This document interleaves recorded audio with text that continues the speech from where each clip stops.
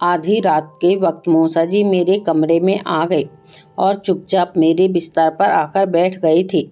मेरे गालों को सहलाने लगी। मैं डर के मारे उठकर बैठ गई तो कहने लगी, अरे गुड़िया डर क्यों रही हो, मैं हूँ तुम्हारा मौसा जी। इतना कहकर उन्होंने दोबारा मुझे बिस्तर पर लिटा दिया और खुद भी मेरे पास लेट गए। कहने लगे, डरो मत, मैं तो बस थोड़ी देर में चला जाऊंगा। इतना कहकर मौसा जी ने मुझे आंखें बंद करने को कहा और फिर हेलो दोस्तों, स्वागत है आप सभी का हमारे एक और रोमांचक कहानी में। मैं उम्मीद करती हूँ आपको यह कहानी बेहद पसंद आएगी। तो चलिए कहानी को शुरू करते हैं। मेरा बाप मुझे जुए में हार गया था। जब मुझे यह बात पता चली तो मैं भागती दौड़ती अपनी मौसी के दरवाजे पर जाकर रुकी थी। मैंने मौसी के घर का दरवाजा देखा तो मेरी जान में जान आई। मैं उस वक्त बुरी तरह हार रही थी क्योंकि मैं आधे घंटे से भाग रही थी। मैंने जोर जोर से उनके दरवाजे को बजाना शुरू कर दिया। मेरे अंदर अब भी कहीं यह खौफ था कि कहीं मेरा पिता मेरा पीछा ना कर रहा हो। दरवाजा मेरी मौसी ने ही खोला था। वो नींद से जागी थी, इसलिए मूंदी मूंदी आंखों से मुझे देखने लगी। यूं अचानक मुझे अपने सामने देखकर वह हैरान रह गईं। मैं मौसी के साथ गले लगकर फूट फूट कर रोने लगी। मेरी मौसी मेरे रोने से बहुत परेशान हो गई। कहने लगी, क्या हुआ, चिंता क्यों कर रही हो, और रात के इस पहर तुम घर से बाहर क्यों निकली थी? दिन में आ जाती मेरे पास।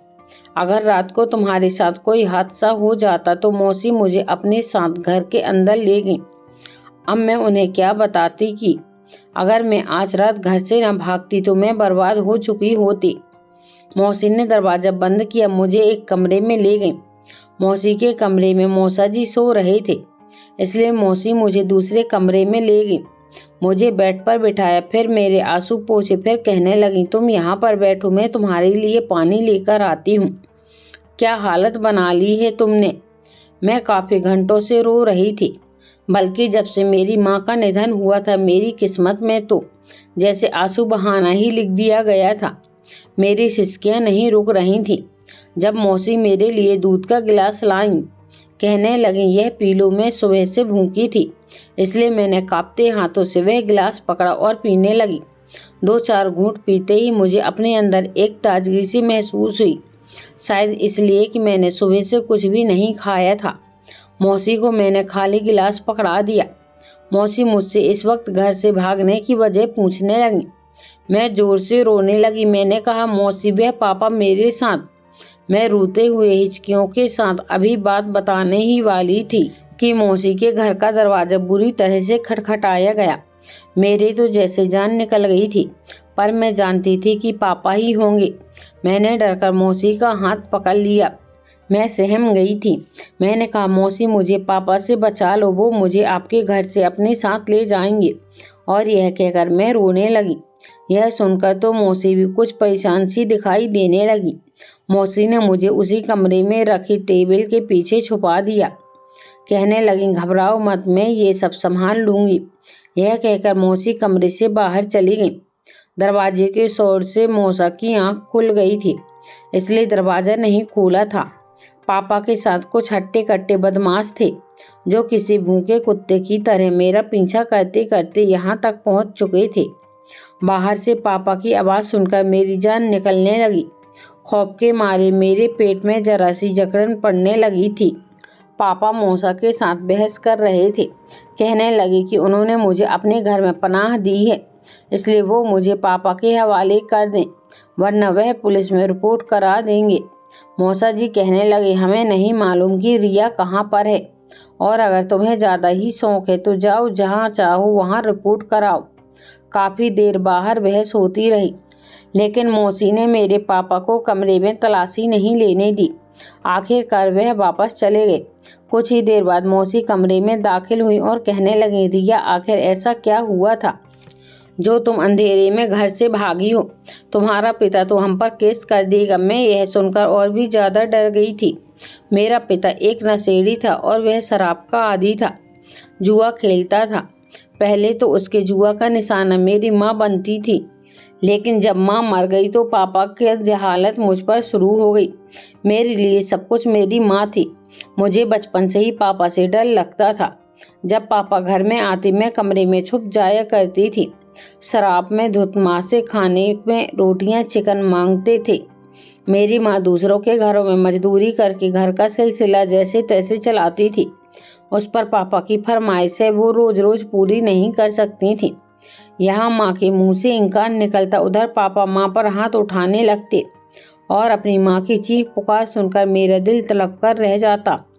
लेकिन पापा के खौफ से मैं कमरे से बाहर नहीं निकलती थी। मुझे डर लगता था, मगर एक बार पापा की मार से माँ की चीख पुकार की आवाज़ बस कुछ ही देर गूंजी थी। मैं डर के मारे दुबक कर अपने कमरे के एक कोने में बैठी हुई थी। बहुत ही जल्द माँ की आवाज़ बंद हो गई। उसके बाद पापा की तालियों की आवाज़ भी नहीं आई। मैंने दिल में शुक्र अदा किया कि अच्छा है आज झगड़ा जल्दी खत्म हो गया।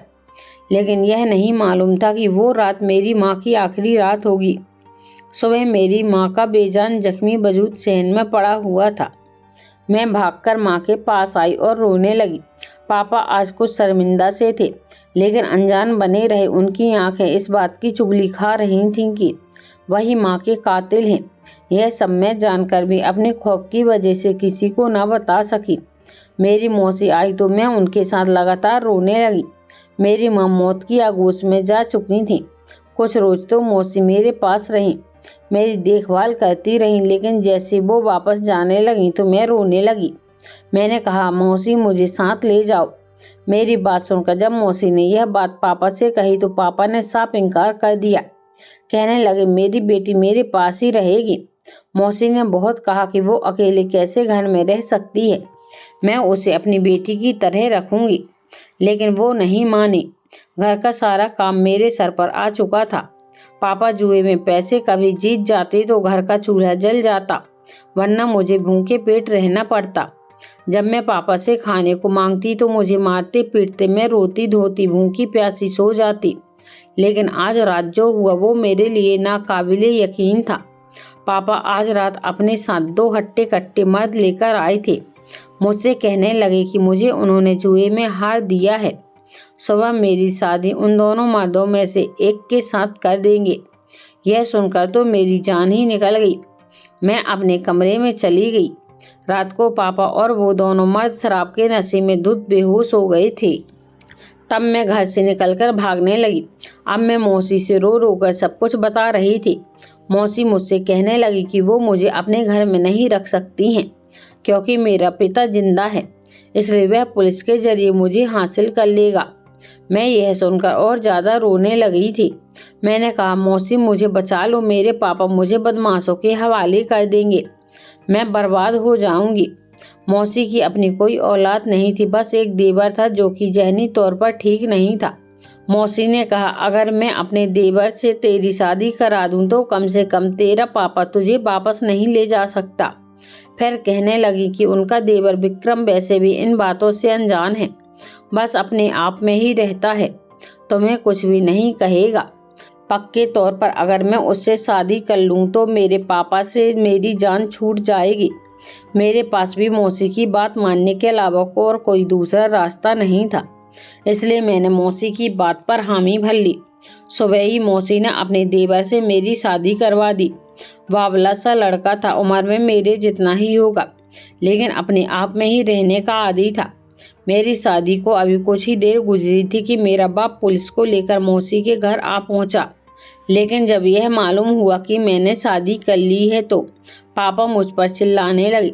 लेकिन पुलिस के सामने मैंने अपनी रजामंदी से शादी की बात की, इसलिए मेरे पापा मुझको दूर से घूरते हुए बाहर चले गए। मैंने दिल ही दिल में शुक्र अदा किया कि मेरी जान बच गई है, लेकिन यह भी मेरी गलत फहमी थी, क्योंकि जो खेल और शादी की आड़ में मेरी मौसी ने मेरे साथ खेला था उससे भी ज्यादा भयानक था जो झमेला पापा मुझसे खेलना चाहते थे। मेरे पापा वहां से जा चुके थे, मगर फिर भी रह रहकर मुझे यह खौफ सता रहा था कि वह दोबारा वापस ना आ जाएं। मैं अभी भी कमरे में छुपकर बैठी थी, मगर फिर अचानक कमरे का दरवाजा खुला। मौसी और मौसा जी कमरे में दाखिल हुए। मौसी मेरी दाएं तरफ और मौसा मेरे बाएं तरफ पर बैठे। मौसा ने मेरे कंधे पर हाथ रखा, बड़े ही शफकत से बोले, रिया गुड़िया, डरने की जरूरत नहीं है। अब तुम्हारा वो नशेड़ी बाप तुम्हारा कुछ भी नहीं बिगाड़ सकता है। अब तुम हमारी इज्जत बन चुकी हो। मौसा और मौसी मुझे समझाते हुए बहलाते रहे। उनकी बातों से मैं किसी हद तक मौन हो चुकी थी। मुझे अपनी मौसी पर पूरा भरोसा था, वो मेरे साथ कुछ भी गलत नहीं होने देंगी। खाने का वक्त हुआ तो मौसी मुझे अपने साथ ले गई। मैं भी अब खुद को काफ़ी नॉर्मल महसूस कर रही थी। मैंने मौसी के साथ मिलकर खाना टेबल पर लगाया और फिर मौसा और उनका भाई खाने के लिए आने लगे। मैंने मौसी के बाबले देवर विक्रम को देखा तो ना चाहते हुए भी मुझे उससे झिझक सी महसूस होने लगी। हालांकि यह रिश्ता सिर्फ कागजी था। वो तो यह भी नहीं जानता था कि मैं कागजी ही सही मगर उसकी बीवी बन चुकी हूँ। बच्चों की तरह चलता हुआ आकर कुर्सी पर बैठा, बुरे तरीके से खाना खाने लगे। मौसा जी उसे देखकर साथ साथ डांटकर अच्छे से खाना खाने की नसीहत कर रहे थे। खैर मैं सरसरी सा उसका जायजा लेने के बाद पेट भर खाना खाने में मशगूल हो गई। आज कितने ही दिनों के बाद मैं पेट भरकर खाना खा रही थी।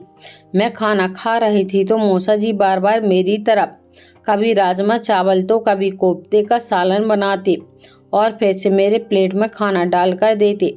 फिर कहते, खाओ, अपनी तबीयत ठीक करो, देखो तो कैसी पड़ चुकी हो। मौसी मौसा जी की बात को टारगेट करते हुए मुझे खाना खिलाने लगी। जब मैं खाना खा चुकी तो फिर मैं अपने कमरे में आराम से सुकून के साथ लौट गई। मैं उस वक्त बहुत छोटी उम्र की थी। मैं जानती थी कि कुछ दिन के बाद यह सारा मामला ठंडा पड़ जाएगा तो मौसी मुझे अपने देवर से तलाक दिलवा देंगी। इन्हीं सोचों में गुम में कब आंखें मूंद कर लेट गई। अचानक किसी ने मेरे गाल पर हाथ रखा। मैं डर के मारे बड़ी मुश्किल से अपनी चीख को रोकते हुए आंखें खोलकर देखने लगी। मैंने जब देखा तो सामने मौसा जी थे। मुझे हड़बड़ाया हुआ देखकर कहने लगे, अरे रिया, तुम इतना डर क्यों रही हो? मैं हूँ तुम्हारा मौसा। मुस्कुराकर मेरे पास ही बिस्तर पर बैठ चुके थे। उनका यूं अचानक से आना अंदाज मुझे बिल्कुल भी अच्छा नहीं लगा। मैं फौरन से जरा दूर होकर बैठ गई और शर्मिंदा से अंदाज में बोली, नहीं, आपकी मौजूदगी का एहसास नहीं हुआ, बस इसलिए थोड़ा सा डर गई थी।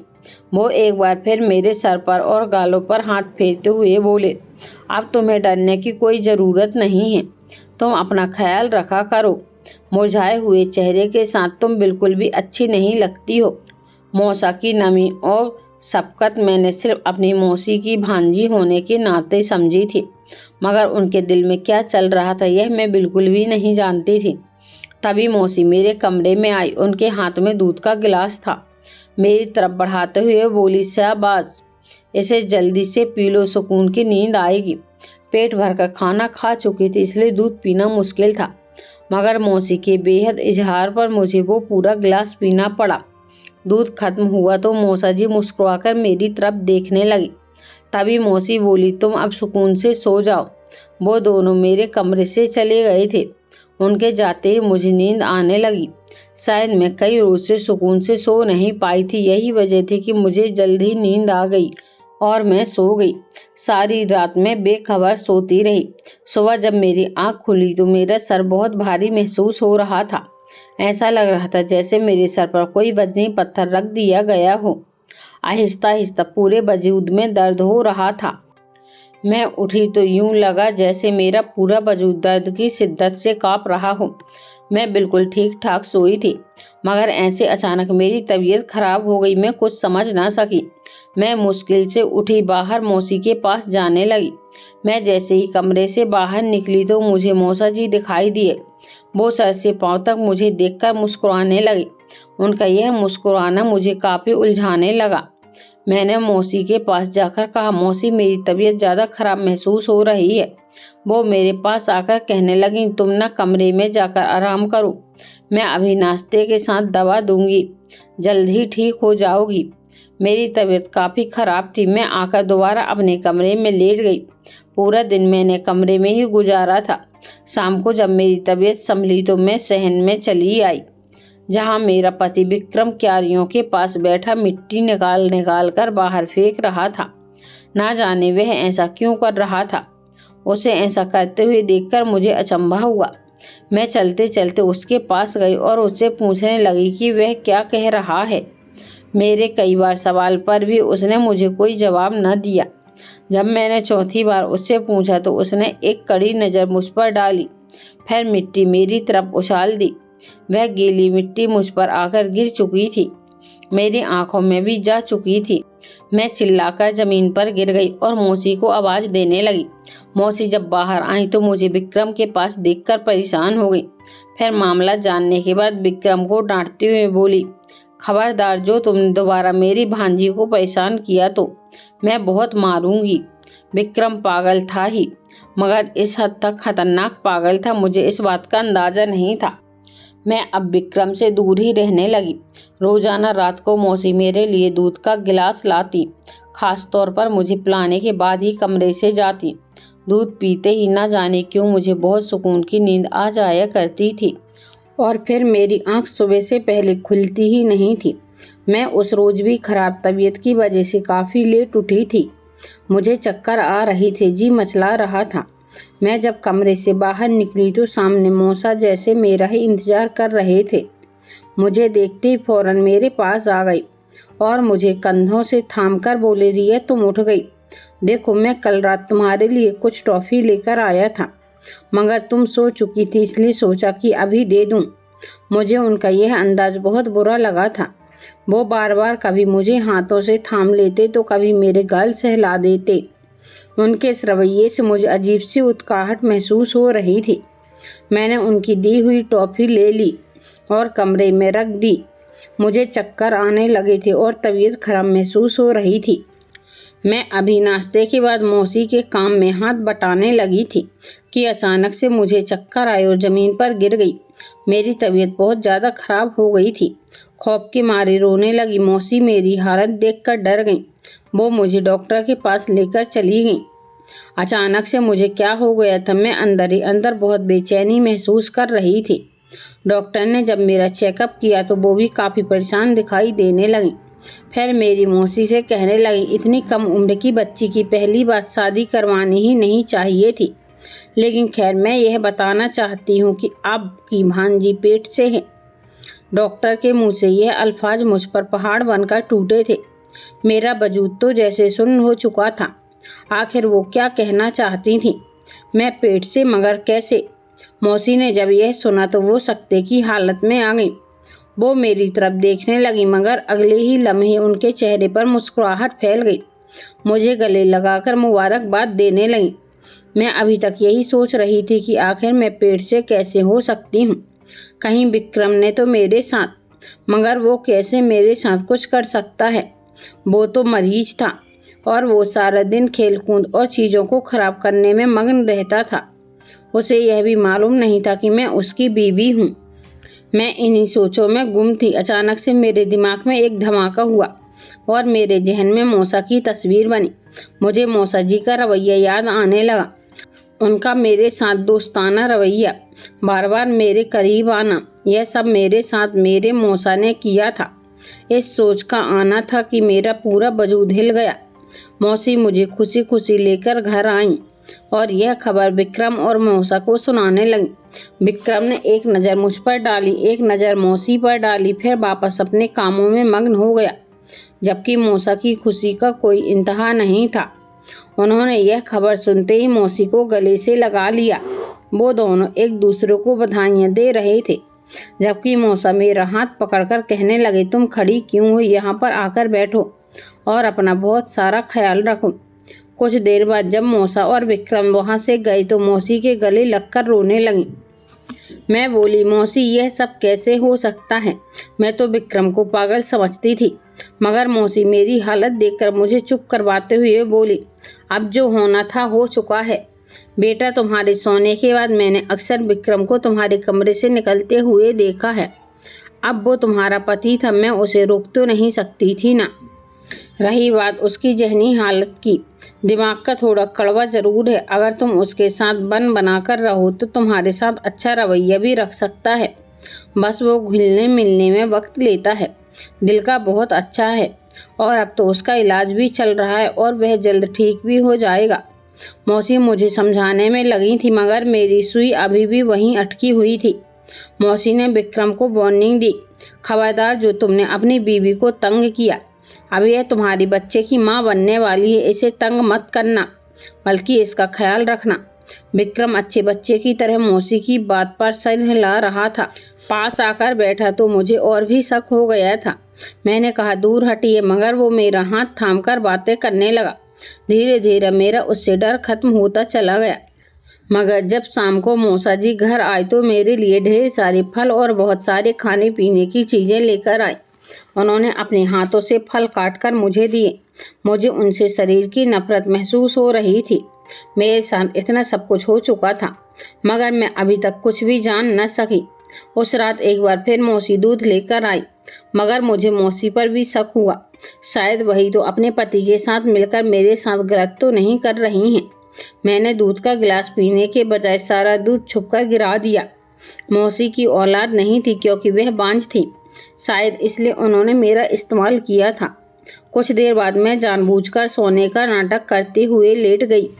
तभी कमरे का दरवाजा खुला। कोई शख्स अंदर दाखिल हुआ। थोड़ी देर के बाद मेरे साथ आकर लेट चुका था और फिर मेरे कान के पास सरगोशी के अंदाज में जो कुछ बोला वो सुनकर तो मेरे होश उड़ गए। वह कहने लगा, भाभी ने आज फिर डांटकर मुझे तुम्हारे पास सोने को बोला है। तुमको बताता हूँ, मगर तुम सुनती ही नहीं हो। वो मुझसे बहुत कुछ कह रहा था, जिसे सुनकर मेरा चेहरा लाल हो गया था। उसी पल में चुपके से उठी और कमरे से बाहर निकल आई। मुझे मौसी के कमरे से बातों की आवाजें आ रही थीं। मौसा जी खुशी से मौसी को कहने लगे, मुझसे तो इंतजार ही नहीं हो रहा है। कब 9 महीने पूरे होंगे और वो बच्चा हमारी गोद में आएगा। मौसी भी चहक कर बोली, हाँ, ये बच्चा रिया और विक्रम का होगा, मगर हम उसे अपना नाम देंगे। इसलिए तो यह सारा खेल रचाया था मैंने, ताकि हमें औलाद मिल सके। दोनों को नींद की दवा दूध में मिलाकर हमने अपना काम निकलवा लिया। मैंने जब यह सुना तो मेरे होश उड़ गए। यानी मेरा शक गलत था, यह बच्चा विक्रम का ही था। मगर मौसी जानती थी कि मैं विक्रम के साथ ताल्लुक नहीं बना सकती थी, तभी उन्होंने यह खेल खेला था। अगली सुबह मैंने मौसी से 2 टूक बात की तो वह शर्मिंदा सी हो गई। शर्मिंदा होकर मुझसे माफ़ी मांगने लगी कि औलाद की खातिर किया था। मौसा जी भी शर्मिंदा थे, मगर अब मैं मजबूर थी, कुछ भी नहीं कर सकती थी। मैंने मौसी को माफ़ कर दिया था। धीरे धीरे विक्रम की भी हालत अब ठीक होने लगी थी। वो भी अब पहले जैसा विक्रम नहीं रहा था, काफ़ी बदल चुका था। शायद यही मेरे नसीब में लिखा था। दोस्तों, कहानी पसंद आई हो तो वीडियो को लाइक करें, चैनल को सब्सक्राइब करें और नोटिफिकेशन को ज़रूर दबाएं, ताकि अगली अपडेट सबसे पहले आपको मिले। धन्यवाद।